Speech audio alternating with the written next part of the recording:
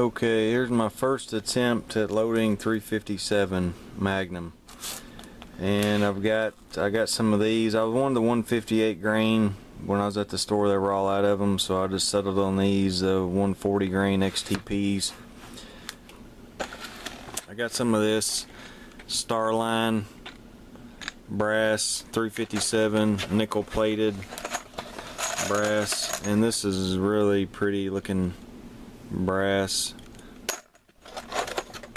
Never got Starline brass. You know, this is something I've started reloading, and normally you get a gun, you just go buy the ammunition that it needs and you shoot it. And when you're reloading, you buy the components and then you reload them. So that's what I'm doing now. And then I've got I like the multi-purpose type stuff, and 296. I've been using that a lot for 300 blackout.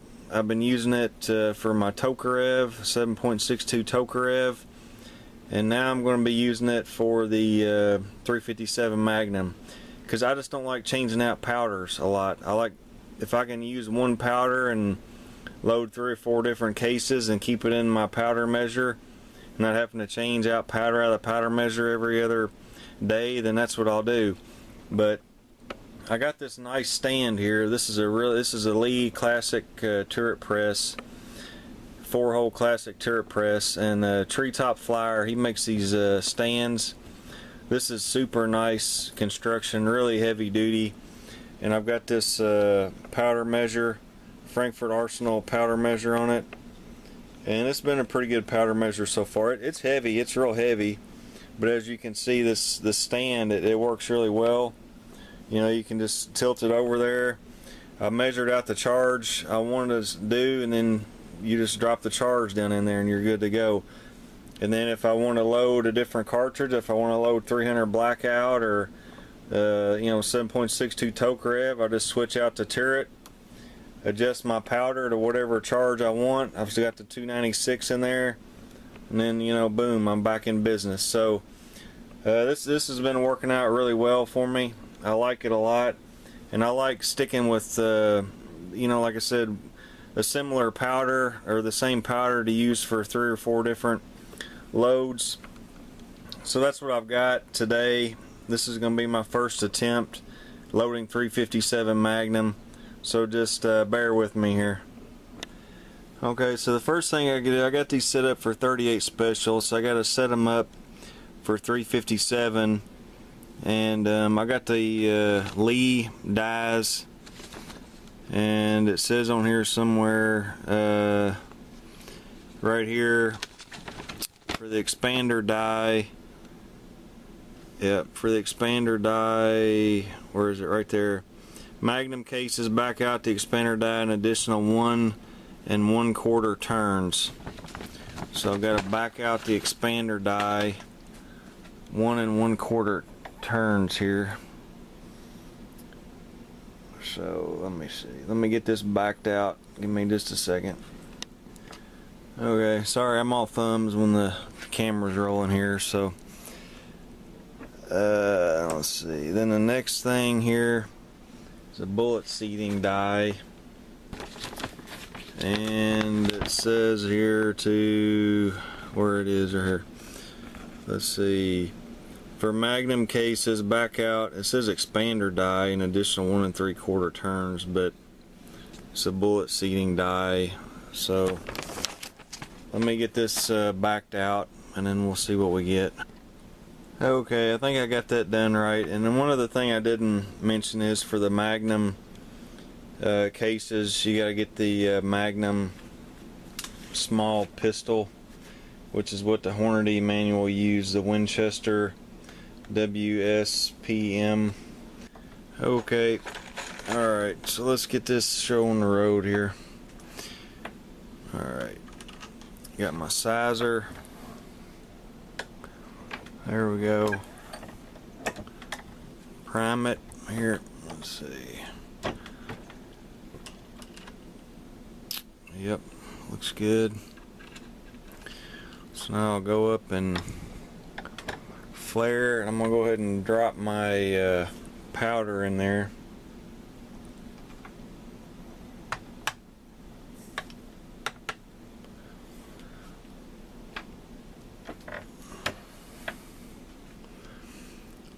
powder is good.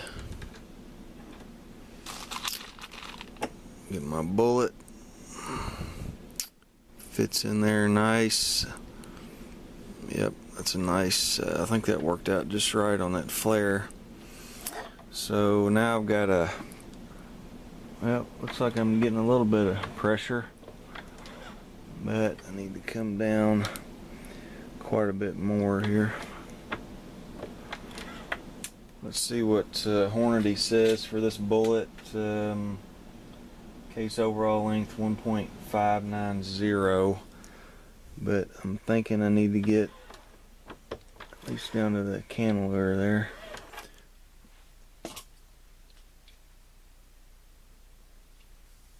And I got 1.587,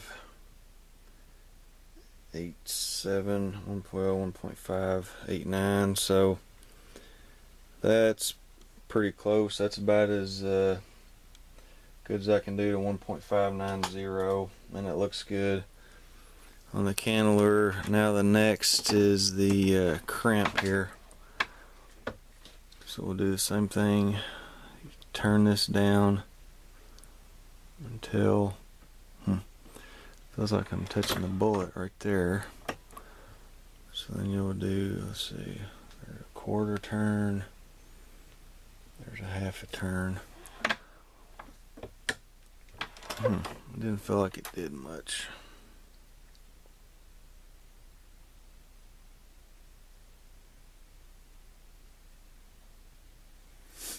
Maybe just go a little bit more on there.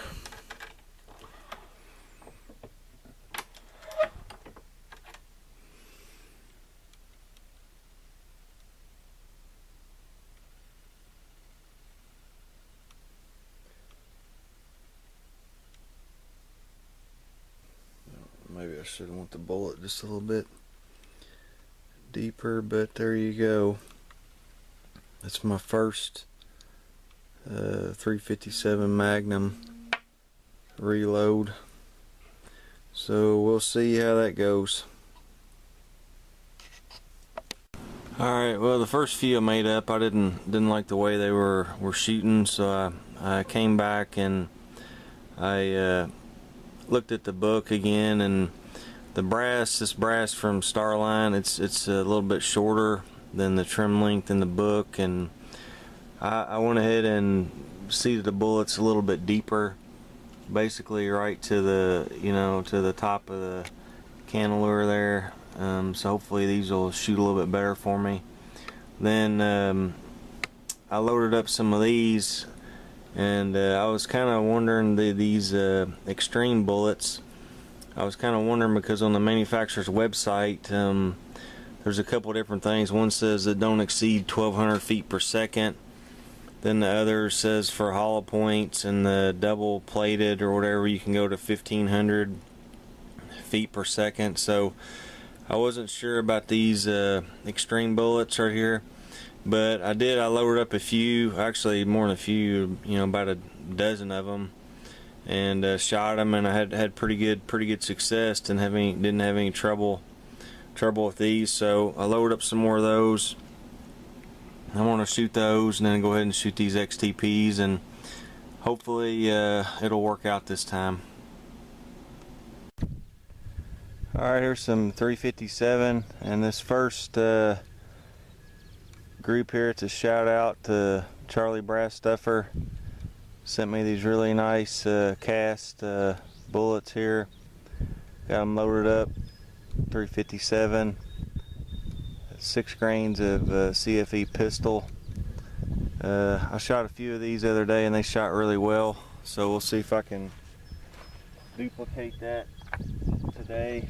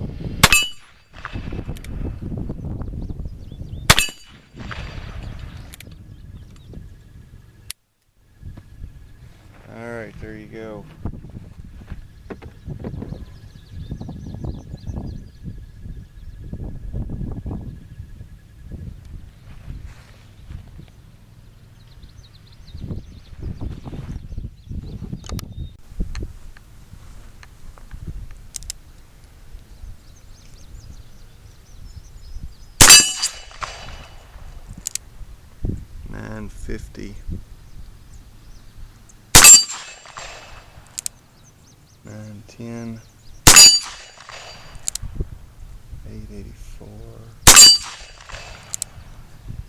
895.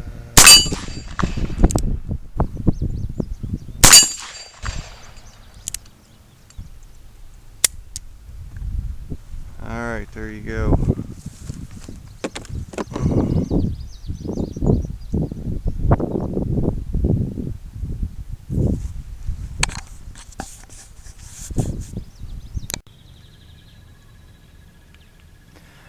Okay, these are 140 grain Hornady XTP. What did I say? 17.9 grains Winchester 296. And let's see how these shoot.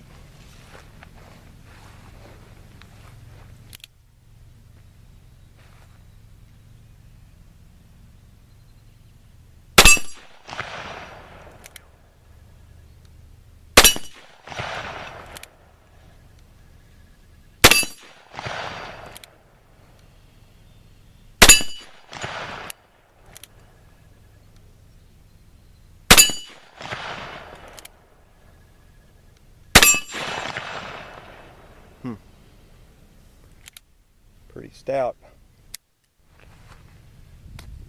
Pretty stout stuff. Enough to pull my target, let my target fall down. Alright, last but not least, 125 grain XTPs, 357 Magnum, 7 grains, tight group. See if I can shoot better this time. I still need to bring these sights up just a little bit, shooting a little higher.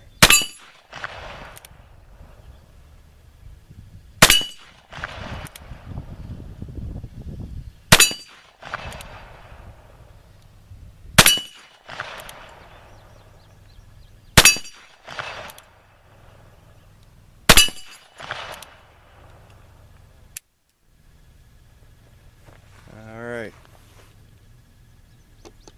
Shooting a little high here.